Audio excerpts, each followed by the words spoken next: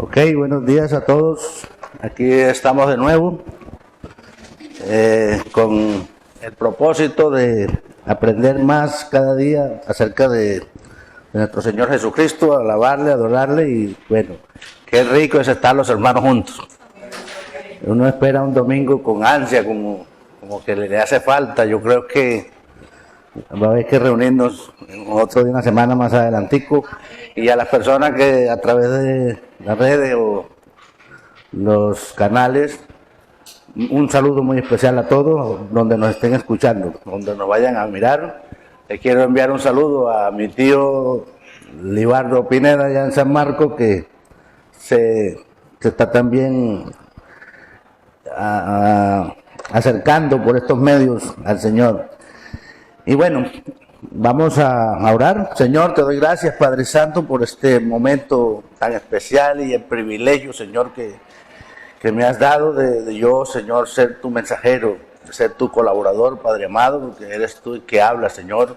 Por eso te pido en el nombre de Jesucristo, Señor, que sea tu palabra y no la mía, Señor, y que a través del Espíritu Santo toques el corazón de cada oyente, que entendamos lo que tú hablas a nuestros corazones y pongamos por obra tu palabra, Señor. En el nombre de Jesucristo, amén. Ok, el día pasado yo estuve hablando acerca de un tema que se decía, ¿por qué se enfrían los cristianos, no? Entonces, uno de los puntos fue que era el autoaprendizaje o el estudio de la palabra de Dios, era el que nos mantenía. Hace un momento estábamos hablando acerca de cómo la palabra de Dios lo fortalece a uno. Porque el Espíritu Santo nos habla a nosotros, pero no nos habla lo que nosotros no hayamos estudiado. No es que la palabra de Dios se le vaya a meter a uno en el corazón como magia y que nos vamos a acostar y vamos a amanecer sabiéndonos la Biblia o conociendo la palabra del Señor. Es un proceso, y es un proceso largo, así que paciencia, porque el proceso del estudio para llegar a la estatura de un varón perfecto, al conocimiento de Dios, es un proceso muy largo, y es tan largo que no se acaba, porque solamente el día que Dios nos llame a su presencia, hasta ahí se acaba el estudio. Pero mientras estemos aquí, siempre tenemos que depender de la palabra del Señor. Y yo quiero darle hoy una degustación. ¿Cuántos saben qué es una degustación, no? Uno va a un centro comercial o una parte donde estén ofreciendo un producto, tienen allí una degustación y para que uno se antoje. Entonces yo hoy quiero darles una degustación de lo que el estudio de la palabra se refiere y unas reglas interpretativas de la palabra de Dios a través de la hermenéutica, que es el estudio de la interpretación bíblica. No estoy diciendo con eso que nosotros interpretamos la Biblia. La Biblia se interpreta sola. Nosotros solamente a través de una buena exégesis hacemos la hermenéutica. Tampoco estoy hablando aquí de un estudio teológico avanzado, porque ya sería pues algo muy diferente.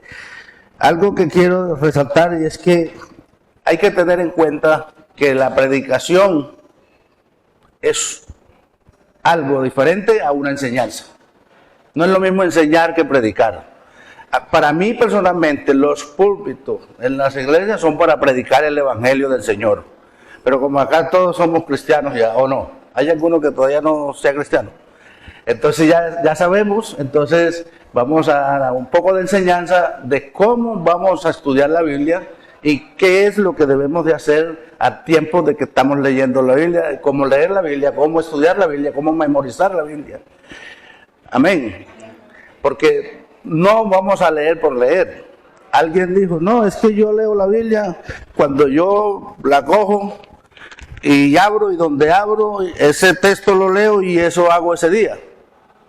Hasta el día que abrió la Biblia y leyó el texto que decía, y Judas fue y se ahorcó. Entonces, ya ahí sí le quedó de para arriba el asunto, ¿no? Primero, debemos de tener un lenguaje totalmente cristiano y totalmente espiritual a la hora de referirnos a Dios y a la Biblia. Porque hay tres reglas importantes para el arte sagrado de la predicación y la enseñanza, que son a través de Dios, a través de la Biblia y a través del hombre. Dios como único creador, único, poderoso, infalible, omnisciente y omnipresente, y la Biblia, que es su palabra hablada, la profecía más segura que Él nos ha dejado para que nosotros por medio de ella le conozcamos a Él mismo y aprendamos a dirigirnos en este camino tan especial, tan precioso, donde estamos nosotros. Amén. Entonces, a través de la Biblia, a través de Dios, que es nuestro creador, y a través de la Biblia y a través del hombre, que el hombre no es solamente es un mensajero. Nosotros solamente somos colaboradores, mensajeros, y tenemos que tener mucho respeto. Y siempre que vamos a predicar o a enseñar, debemos tener en cuenta de que Dios es todopoderoso y es mi creador y yo soy criatura. Y cuando digo, hay que tener un lenguaje apropiado, cristiano y espiritual, porque me refiero a lo siguiente. Primero, la persona que dice, yo pienso, yo creo, yo me imagino, son al lenguaje inapropiado. Inapropiado, porque la Biblia no es lo que yo pienso. La Biblia no es lo que yo me imagino.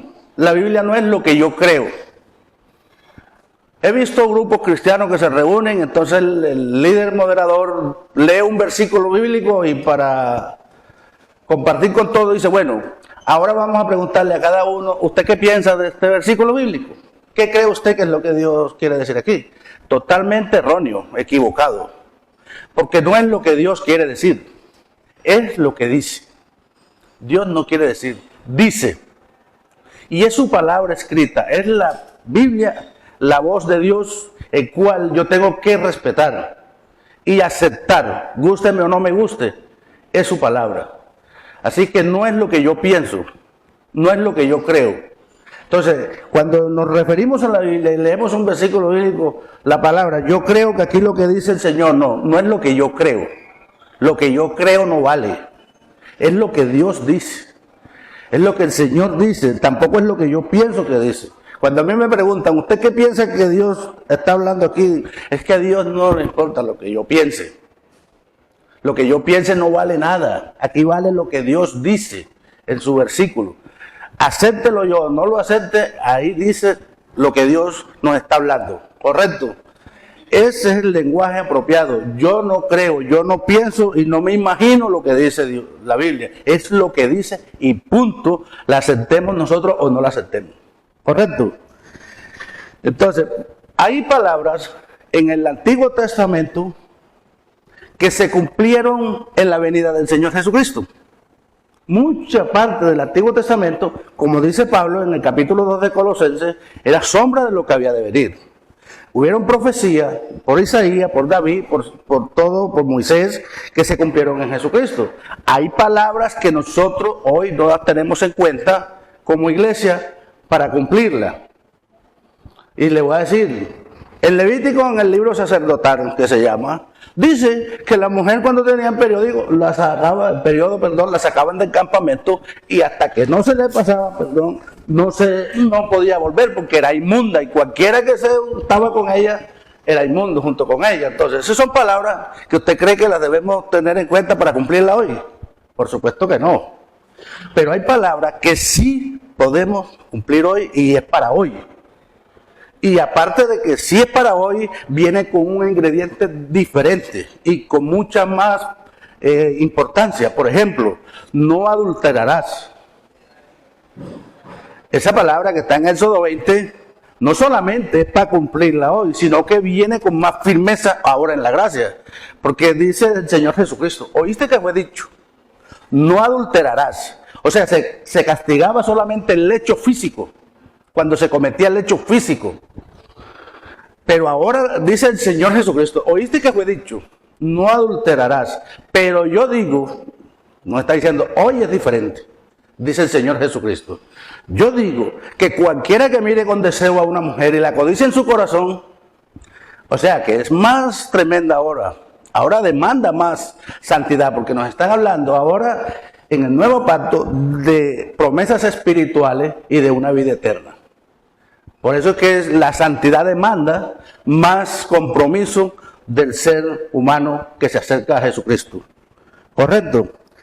También hay otras palabras más que se cumplieron en la venida de Jesucristo y se cumplió en Hechos 2, que fue Ageo capítulo 2, donde dice que derramaré de mi espíritu sobre toda carne, hablando de la venida del Espíritu Santo cuando el día de Pentecostés.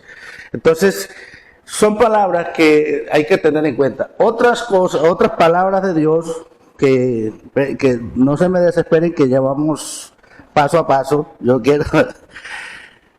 En 1 Corintios capítulo 4, versículo 6, vamos a leerlo.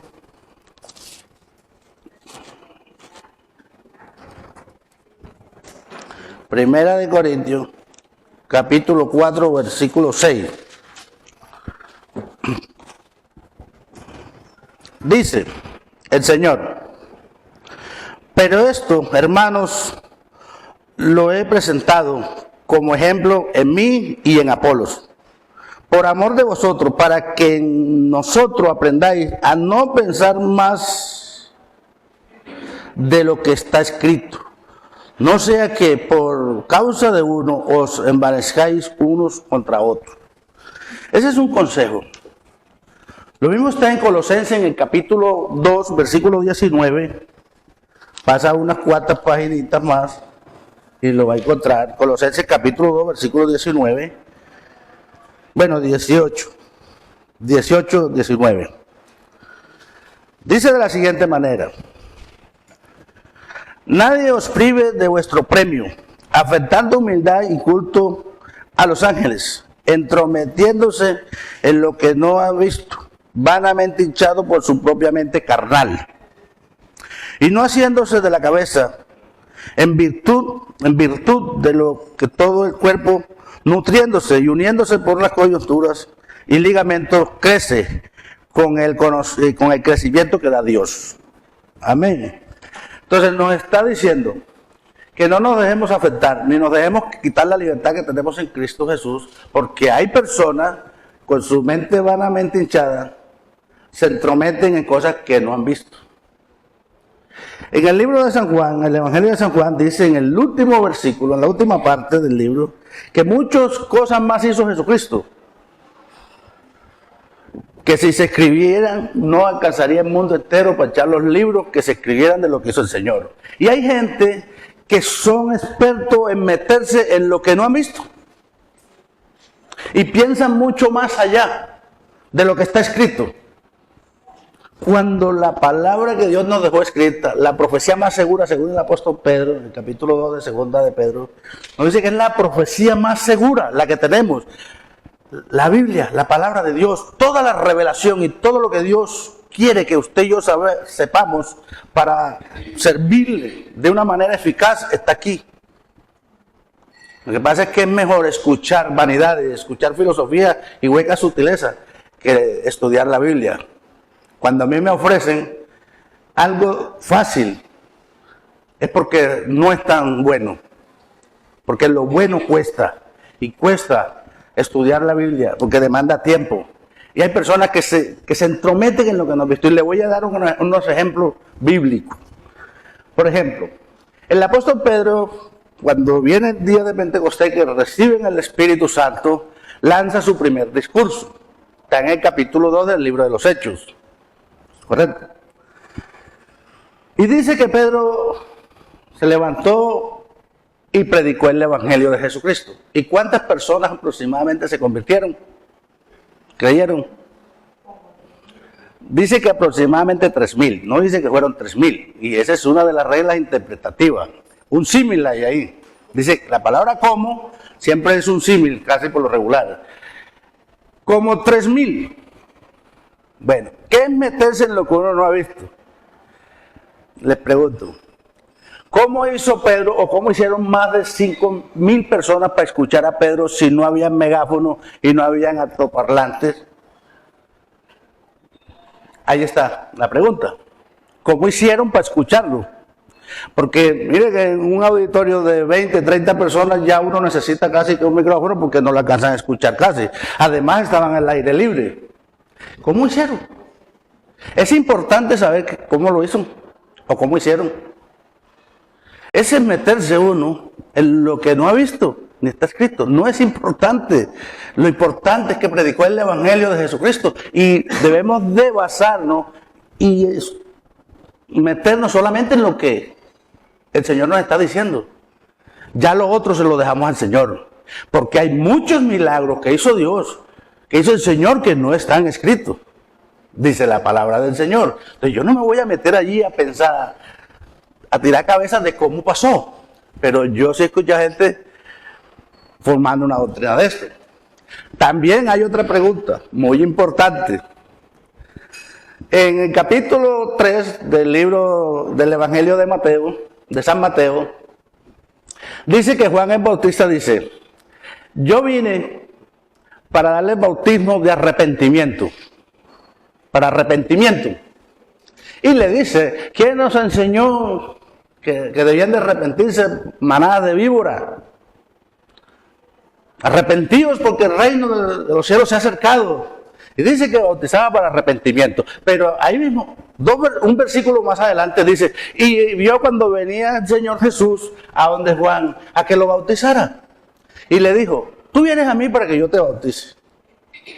Y yo necesito ser bautizado por ti. Y el Señor Jesucristo le dice: es necesario que se haga así, para que se cumpla lo que fue escrito por el profeta Isaías. La pregunta es, si Juan bautizaba para arrepentimiento y bautizó al Señor Jesucristo, ¿de qué se estaba arrepintiendo Jesucristo? ¿De qué se arrepintió? Si Jesucristo no cometió pecado. Si Él fue el único que murió en la cruz por nosotros, derramó su sangre, porque fue un varón perfecto, el cordero inmolado, el cordero que quitó por su sangre el pecado del mundo. ¿De qué se arrepintió entonces? ¿Por qué se bautizó? Ese es otro de los temas que hay que dejarlo allí quietecito. Si no lo sabemos, si no sabemos la regla interpretativa, no se metan allí en lo que no hemos visto. Solamente estoy poniendo ejemplos de las personas que forman doctrina de pasajes bíblicos que no hay por qué hacerlo. También Pedro, cuando iba con Juan, en el libro de los Hechos, en el capítulo 3, a la iglesia, por la puerta que se llamaba La Hermosa, encontraron un cojo. Y cuando el cojo le dijo que le diera algo, Pedro dijo estas palabras: no tenemos plata ni oro. Esa palabra última, ni oro, la toman como que Pedro no oraba. Sencillamente. ¿Por qué? Por no tener en cuenta una buena hermenéutica. Ah, no, Pedro no oraba. Él dice ahí que no tenía plata ni oraba, ni oro. Y así mucha parte de la Biblia se interpreta de manera incorrecta. Y yo quiero leerle aquí lo que es la introducción de lo que le estoy hablando, de la degustación, sí, de esta regla interpretativa, que es la introducción a la hermenéutica. Pueden ponerle así: introducción a la hermenéutica. ¿Qué es una regla interpretativa? Se deben tomar las palabras o frases del conjunto de las palabras que rodean al texto. Se deben tomar las palabras, frases de todo el conjunto que rodea el texto, el versículo bíblico. Cuando usted empieza a leer la Biblia, una forma buena, eficaz de leer la Biblia es que sea de una manera cronológica. Y no haga como el que saltaba la Biblia todos los días, leían un pedacito aquí, un pedacito allá. Esa no es una buena forma. La forma más correcta es leer un libro correcto, el que usted elija leer, Juan, Colosenses, pero comience desde el capítulo 1, versículo 1 hasta que acabe. Y si es posible, vuelva y léalo. Y si es posible, vuelve y léalo. No hay prisa. Nadie lo está atacando para que lea rapidito.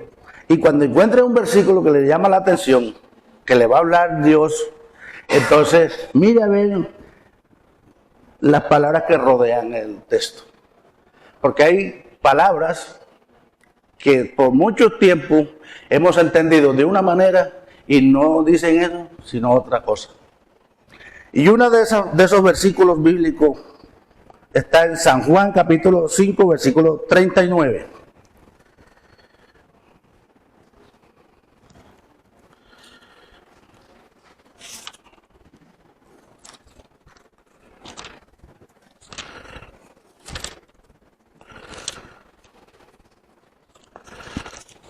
Bueno, 5:39, está el primer ejemplo.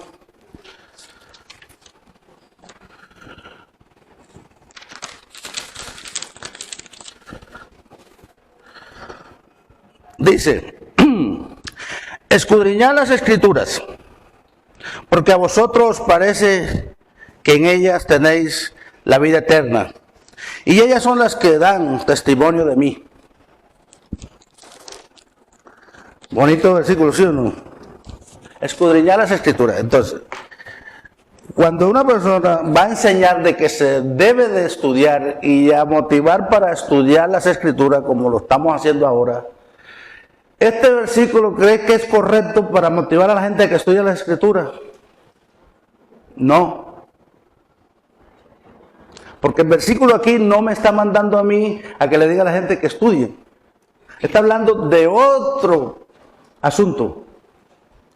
Jesucristo está hablando con los fariseos, con los falsos maestros, y les está diciendo, ustedes dicen que creen en Moisés, ustedes dicen que creen en la ley, pero ustedes no conocen la ley y estudian las Escrituras porque creen que en ellas van a conseguir la vida eterna, pero aún estudiándolas no me conocen. Eso es lo que les está diciendo, aún estudiándolas no me conocen. Y la estudian y la leen, pero ustedes no saben quién soy yo, porque si me conocieran a mí, conocerán a Moisés, porque Moisés habló de mí. Eso dicen todas las palabras que rodean este versículo. O sea, no es que está diciendo, vayan y estudien. Por supuesto que escudriñar las Escrituras es lo que nosotros debemos de hacer, pero si yo quiero motivarle para estudiar las Escrituras, puedo hablar más bien de la iglesia de Berea, que sí está motivando a que cada uno estudie bien y escudriñe para que vea que lo que yo estoy hablando es si es así o no es así. Pero no es el versículo correcto para yo motivar a que estudien la palabra de Dios, porque no está diciendo lo mismo. Entonces, les voy a poner un ejemplo de lo que son las palabras que rodean un texto o cómo se debe de tener en cuenta. Porque no todas las palabras son iguales. Y la regla número 1 para estudiar bien las Escrituras es tener varias versiones de la Biblia. Por lo menos unas 3 o 4 versiones diferentes para comparar versículos y así ubicarse más en un contexto histórico, cultural y bíblico. Correcto. Entonces dice, por ejemplo, una palabra, siempre tomo esta palabra como ejemplo, que es la palabra planta. Si nosotros mencionamos la palabra planta, ¿de qué estamos hablando? Si solamente yo digo la palabra planta, ¿a qué me estoy refiriendo? Puede ser muchas cosas, ¿sí o no? Porque la palabra planta puede ser una planta, una mata, una planta eléctrica, una planta de tratamiento de agua, la planta del pie, la planta de las manos, ¿sí o no? Entonces, porque se diga la palabra planta, y yo estoy hablando aquí, es que nosotros estamos construyendo un edificio y ya hicimos los cimientos y me pregunta Oscar, ¿y de cuántas plantas, hermano, va a quedar el edificio?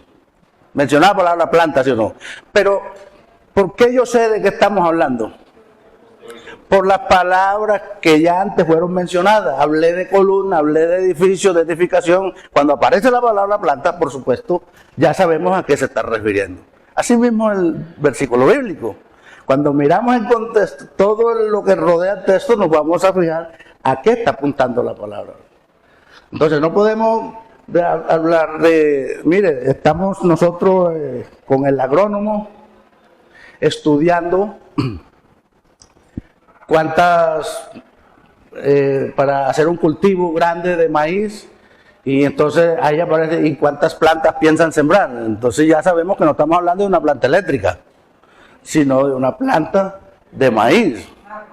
Entonces es un ejemplo que estoy poniendo para saber que cuando encontramos un versículo bíblico, si no tenemos en cuenta, al menos en contexto inmediato, estamos ya sacando fuera de contexto las palabras. Entonces, le voy a dar otra cita, no para que la leamos ahora, pero para que sepan cómo torcemos nosotros fácilmente las Escrituras. Y usted Yo estoy seguro que usted, igual que yo, por muchos años pensamos que quería decir una cosa y dice otra. No es lo que dice, no es lo que yo pienso, como le estaba diciendo. Juan capítulo 10, versículo 10, donde habla, porque yo he venido para darle vida, mas el ladrón no viene sino para hurtar, robar y matar. Eso es un texto mal interpretado por mucha gente que yo lo he escuchado. Juan capítulo 10, versículo 10, porque dice, mas el ladrón no viene sino para hurtar y matar. Yo vine para darles vida y vida en abundancia. Por mucho tiempo yo pensaba que ahí estaba hablando del diablo. Por muchísimo tiempo yo pensé que ahí estaba hablando del diablo y no está hablando del diablo. Bueno, ahí le dejo la tareita. San Mateo capítulo 18, versículos 19 y 20. Otro pasaje bíblico mal interpretado por años. Y yo duré muchísimos años pensando que aquí se refería a congregarnos. Cuando dice, porque ande hay 2 o 3 congregados en mi nombre, ahí estaré yo. Entonces nos íbamos a reunir, bueno, no vemos sino 3. Entonces empecemos. Igual el Señor dice en su palabra que donde hay 2 o 3, ahí está Él. Entonces yo me puse a pensar, y entonces donde hay uno solo no está. Tiene que haber 3. ¿Por qué? Porque no se está refiriendo en ninguna manera de congregarnos, en la congregación como tal. Está tratando otro tema muy diferente a congregarnos. Y ahí le dejo la tarea que averigüen qué tema estaba tratando y por qué dice estas palabras. También ahí dice que todo lo que atéis en la tierra será atado en el cielo, y todo lo que desatéis en la tierra será desatado en el cielo. Y ahí forman una doctrina desatando y atando gente, demonios y espíritus, un poco cosas, la cual no tienen nada que ver con eso. Y les recomiendo todo el capítulo entero, todo el capítulo entero habla del mismo tema. Entonces, todas las palabras que rodean este versículo 18 y 19 no tienen nada que ver con congregarnos. Entonces, solamente le estoy poniendo un ejemplo. Entonces, otra palabra que voy a poner como ejemplo para que la miremos es la palabra fe. La palabra fe, que está en Hebreos capítulo 11, que dice, es pues la fe, la certeza de lo que se espera y la convicción de lo que no se ve. Y yo he escuchado mucha gente declarando por fe que tienen cosas. Yo declaro por fe que tengo un coche, yo declaro por fe que ese empleo es mío, y yo declaro porque la Biblia dice que la fe es la certeza de lo que se espera. Yo tengo la certeza de que esa casa es mía. Y yo tengo la convicción, así no esté viendo, ese coche es mío. Y hasta le dicen al público, imagínenselo, visualice que por fe usted lo va a tener. Y esa palabrita, por fe, tiene a más de uno endeudado y vuelto nada. Cuando realmente no se refiere a nada material esa palabra. Y le voy a dar una abreboca del versículo.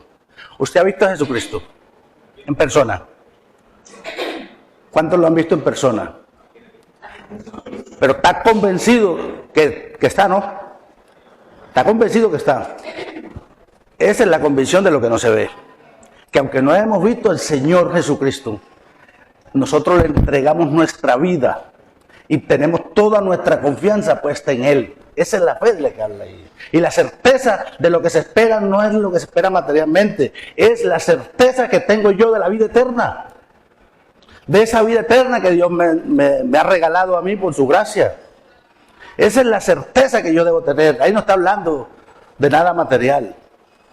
Y como si fuera poco, en el Nuevo Testamento, en el Nuevo Pacto, nada se refiere a lo material, todo se refiere a lo espiritual. Entonces no podemos tomar esa palabra fe como para declarar cosas. Esa es la palabra pistis, que viene del griego pistis, que es poner mi total confianza en alguien, creerle y ponerle mi vida a esa persona en sus manos y confiar ciegamente en esa persona aunque no la esté viendo. Esa es la palabra fe, pistis. Pero vamos a ver otro ejemplo de la palabra fe. Gálatas capítulo 1, versículo 23.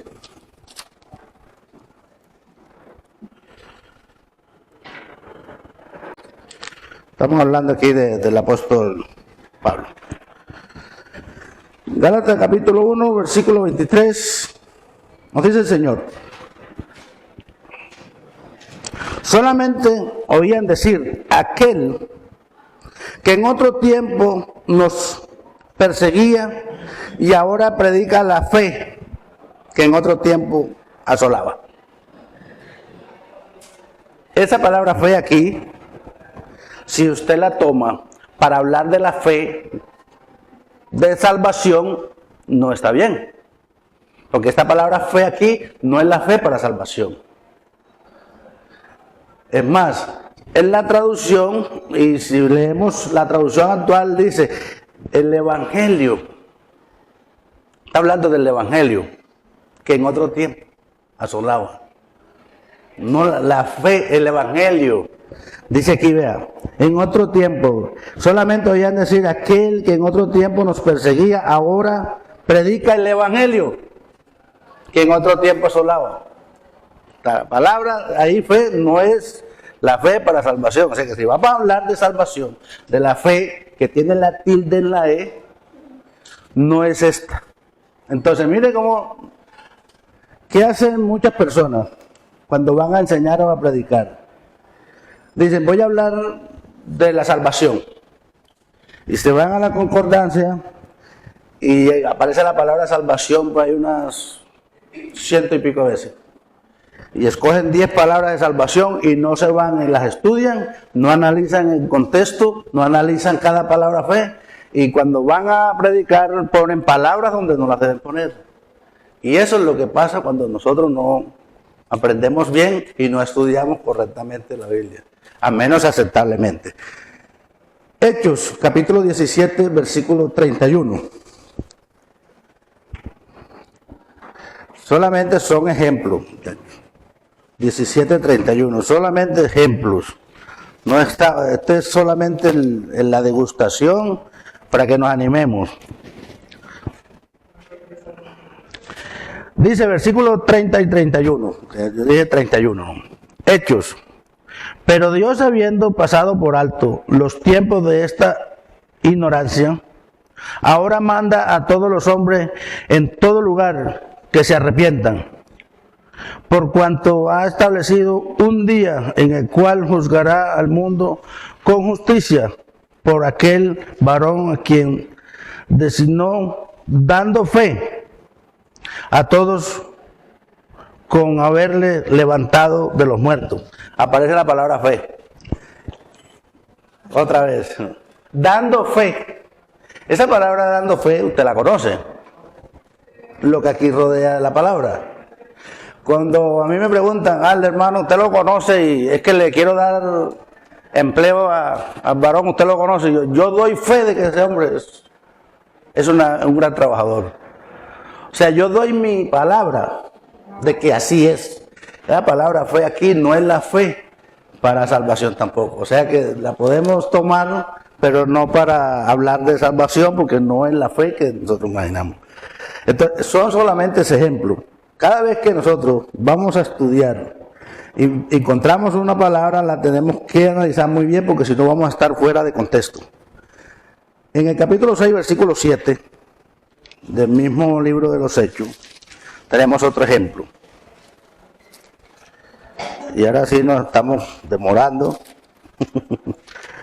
pero quiero dejar... Versículo 7. Y crecía la palabra del Señor, y el número de los discípulos se multiplicaban grandemente en Jerusalén. También muchos de los sacerdotes obedecían a la fe. ¿Qué le parece la palabra fe aquí? ¿A qué se refiere el Señor aquí? ¿Qué está diciendo el Señor? El Evangelio. Muchos obedecieron la palabra que les habían predicado, el Evangelio que les predicaron. Y entonces, como dice Romanos, capítulo 10, versículo 17, ahora vamos al otro lado de la moneda. Romanos 10, 17.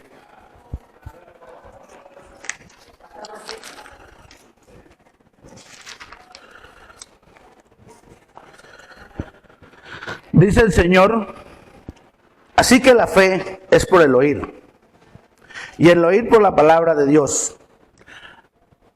El versículo que acabamos de leer, en Hechos capítulo 6, versículo 7, donde dice que obedecieron a la fe, no es esta misma fe, esta misma palabra. Ellos obedecieron la palabra, escucharon el evangelio y aceptaron, obedecieron. Pero allí ellos tuvieron fe de escuchar el evangelio, porque aquí dice la palabra del Señor. Así que la fe es por el oír, y el oír por la palabra de Dios. El oír por la palabra. ¿Qué es lo que produce la fe? El creer en nosotros, en poner nuestra confianza en el Señor. ¿Qué es lo que produce que nosotros pongamos nuestra confianza en el Señor cada día más? El oír la palabra de Dios, dice aquí. La fe entra por el oír. Y el oír no filosofía, ni escuchar cuentos, ni testimonios interminables, ni experiencias humanas que a la verdad no tienen nada que ver con el evangelio. Eso no es lo que va a causar que la persona crea y la persona de verdad se convierta a Jesucristo y lo siga. Lo que hace que la persona tenga fe es escuchar la palabra de Dios correctamente, el evangelio de Jesucristo. Amén. Tenemos en Lucas capítulo 18, versículo 8. No se me desesperen, hermano, no se me desesperen que terminamos. 18:8. Y antes de que se me pase, pues, otro dato muy importante que debemos de tener en cuenta acerca de la iglesia. Siempre debemos de tener en cuenta de que hay dos instituciones muy diferentes, que es la institución iglesia y la institución denominaciones. No es lo mismo la congregación física con la iglesia del Señor, son dos instituciones muy diferentes. ¿De acuerdo? El Señor Jesucristo no estableció ninguna congregación especial. Él no dijo, esta se llama Berea, esta se llama Asamblea de Dios, no ninguna. Él instituyó, Él creó, Él hizo, Él es la cabeza de una iglesia. ¿Y quién hace parte de esa iglesia? Toda la gente que asistimos en cada institución. Miembros de muchas iglesias, de muchas congregaciones, que cumplen y hacen la voluntad de Dios y le obedecen y caminan rectamente cada día, esmerándose por buscar la santidad delante de Dios. Ese hace parte de la institución iglesia, que es una institución sin mancha y sin arrugas. Es una institución donde Dios no hace excepción de personas. Es la institución donde nos amamos, donde nos respetamos, donde nos ayudamos, donde nos perdonamos, donde nos exhortamos, donde nos soportamos, dice el apóstol Pablo, soportando unos a los otros. Es la institución iglesia, donde todos somos iguales. En las instituciones congregacionales, en las denominaciones, no todos somos iguales. Y lo digo con mucho pesar, pero hay disensión de personas. Hay estrato en las congregaciones. Por eso me encanta la iglesia del Señor. Y es poderosa la iglesia del Señor. Y nosotros hacemos parte de esa iglesia. Amén. Porque estamos obedeciéndole, estamos estudiando y estamos haciendo los méritos en lo que a nosotros respecta, en la fuerza de nosotros, en la disposición que nosotros tengamos para estudiar la palabra del Señor, para cada día servirle con más eficacia y poder servirle de una manera aceptablemente correcta. No nos vamos a convertir en Jesucristo porque no lo somos. Somos sus hermanos, somos sus colaboradores. Dios es grande y poderoso, nosotros somos sus criaturas. No vamos a alcanzar a la santidad plena de Dios hasta que no muramos. Pero por lo menos lo intentamos. Dice la palabra del apóstol Pedro, si los hermanos, si nosotros, si los que luchamos con dificultad se salvan, ¿a dónde irán a quedar los que no? Estamos en el camino correcto, pero debemos de ponernos, como dice Efesios capítulo 6, ceñirse bien los lomos para ponernos la armadura de Dios. Y usted sabe de qué se compone la armadura de Dios. De 3 aspectos muy poderosos. Que dice, la armadura de Dios, el escudo de la fe. La fe. ¿Qué es la fe? Ya dijimos que la fe es estar totalmente seguros, tener la certeza de la salvación, porque ahí no nos dice. Y por el yelmo de la salvación, o sea, la esperanza, la seguridad que tenemos que Dios nos tiene ese lugar preparado. Y eso nos debe de nosotros motivar cada día para servirle mejor y para estar atentos a lo que Dios nos dice a nosotros de una manera correcta. Sé que no es fácil entender así tan de paso, pero espero que esta degustación, tanto lo que estamos acá como lo que nos van a ver, Dios abra el entendimiento y entendamos de cómo debemos empezar a estudiar la palabra de Dios.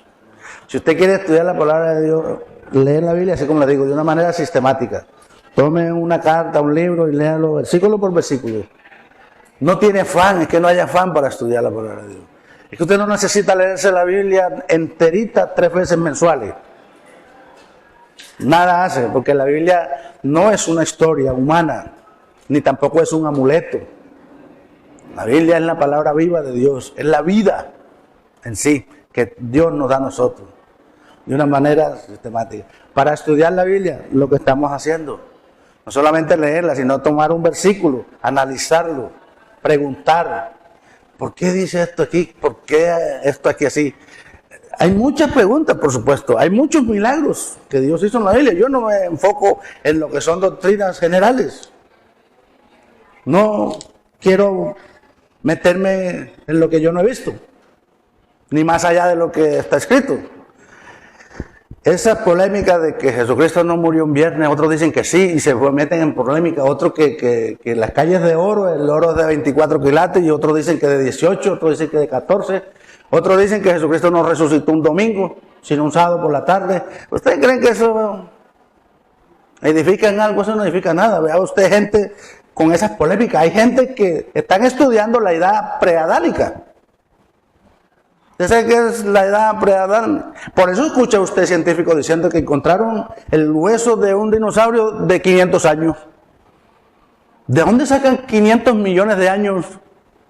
60 millones de años, que no sé qué, de 60 millones de años. ¿De dónde sacan tanto?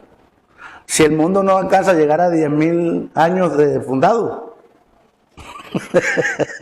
Según la Biblia, el mundo no tiene 10.000 años. ¿De dónde sacan que encontraron fósiles de 150 millones de años?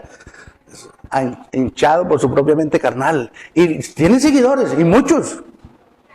Otro, ¿usted cree que cómo Dios abrió el mar rojo cuando pasó al pueblo de Israel? ¿Usted sabe cuántas personas eran? Eran más de 5 millones de personas. Entre mujeres, niños y hombres. Se dice que eran aproximadamente 3 millones de hombres. Y ellos tenían hijos, y tenían mujeres, o sea que eran más de 5 millones de personas. ¿Usted se imagina el espacio del mar que se tiene que abrir para pasar 5 millones de personas? Eso no es por un caminito.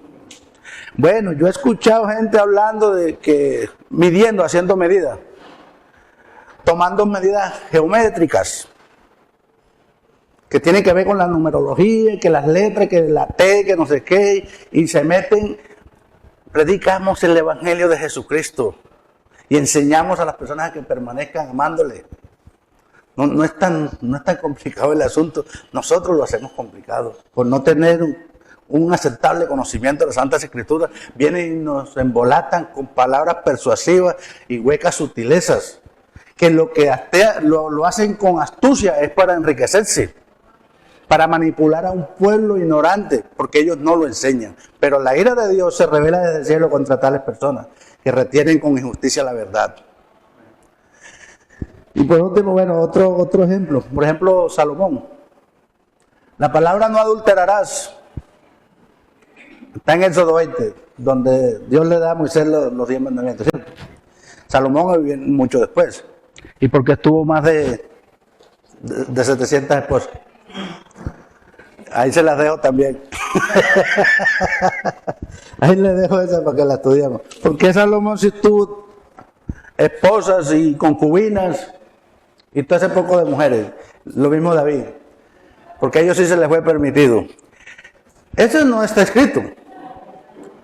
Eclesiastés capítulo 3, versículo 11.